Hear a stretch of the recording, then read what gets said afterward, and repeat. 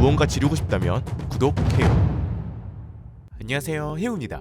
자, 오늘은 레이저 키보드를 사용하시는 분들은 다들 공감할 만한 그 스테빌 소리, 사실 이런 게이밍 키보드들이 가지고 있는 대부분의 현상이기도 한데, 철철거리는 스테빌 철심 소리, 이 철심 소리를 그나마 줄일 수 있는 윤활 방법을 짧게 알려드리면서 과연 윤활을 했을 때 얼마나 큰 차이가 있을지 실제로 그 후기를 알려드리고 소리까지 비교해서 들려드릴까 합니다.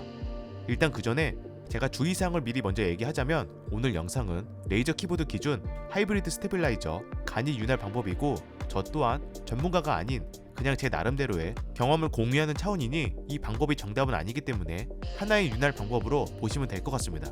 또한 원칙상 키보드의 사용자가 직접 윤활 작업을 할 경우 추후 AS가 불가능하니 이 부분에 대한 리스크도 본인이 감수해야 됩니다.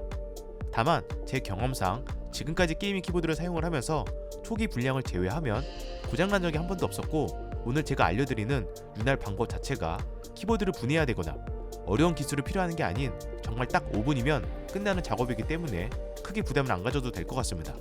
그럼 지금부터 생초보도 가능한 윤활 방법을 알려드리면, 사실 너무 간단한데 레이저 키보드의 경우 기본적으로 하이브리드 스테빌라이저, 즉 이런 구조로 되어 있습니다.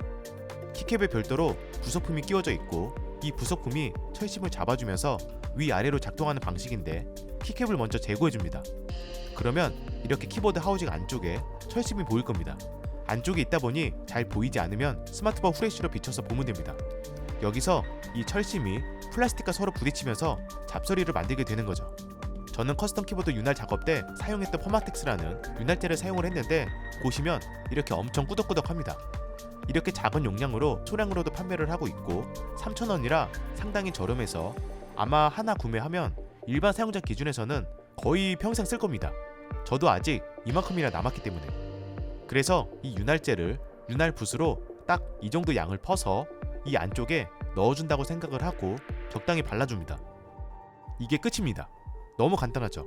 최근 리뷰했던 헌츠맨 V2 2세대 리니어 기준으로 작업을 했는데, 이 작업까지만 해도 스테빌라이저 소리가 엄청 달라졌을 겁니다.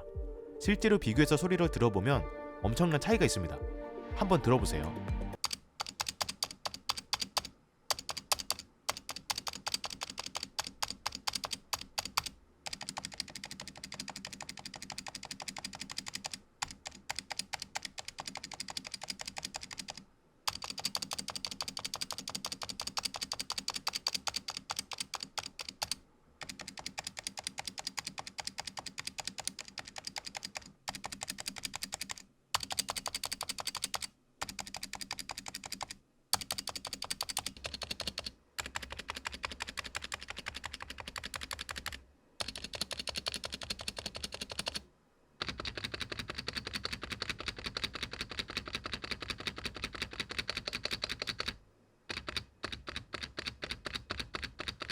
물론 타건감이 압도적으로 좋은 기성품 키보드나 커스텀 키보드에 비하면 아직도 부족한 건 사실인데, 이렇게 비교해서 들으면 윤활 작업 전과 후가 정말 크다는 걸 느낄 수 있게 됩니다.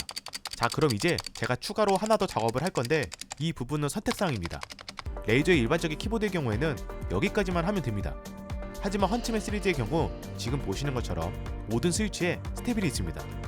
즉 키캡 어느 부분을 눌러도 꿀렁이지 않고 동일한 눌림으로 눌러진 게 장점이지만, 모든 스위치에서 미세하게 철심 소리가 들리게 됩니다. 그래서 키캡을 분리해 스위치를 자세히 보면 이렇게 양쪽에서 철심 두 개가 움직이면서 스위치를 잡아주고 있습니다. 하지만 이렇게 흔들림이 있다 보니 하우징과 부딪히면서 소리가 나는 거죠. 그럼 간단하죠? 여기도 윤활제를 발라주는 겁니다. 다만 저는 이 아래쪽 부분은 윤활제를 바르지 않고 이 스위치와 연결되는 이 윗부분만 발랐습니다. 그 이유는 아래쪽은 키보드 하우징과 바로 붙어있다 보니 윤활 작업 시 하우징에 묻어서 지저분해질 수 있고, 스위치 내부에 윤활제가 들어갈 수 있어서 문제가 생길 수도 있습니다.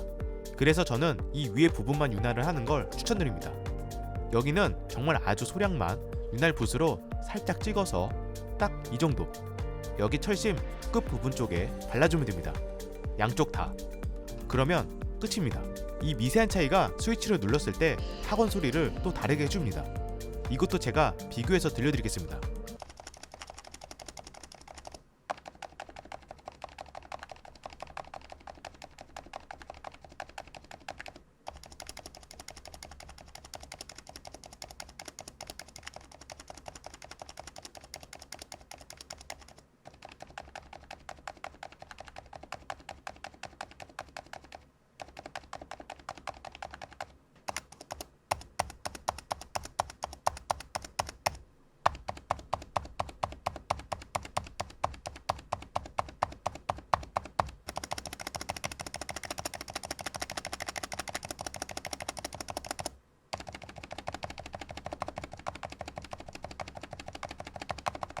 확실히 그 특유의 스위치 스테빌라이저 잡소리가 사라졌죠.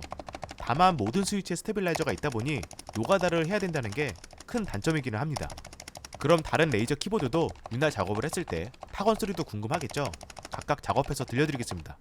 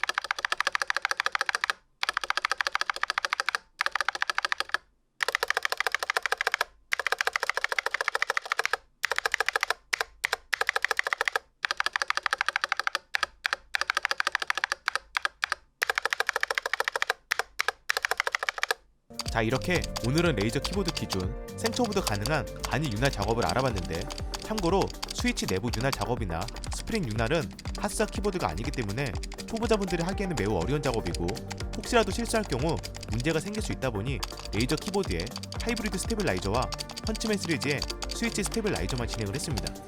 가장 쉬운 작업이기도 하고요. 암튼 이 정도 타건 소리 차이면 꽤 활만하지 않나요?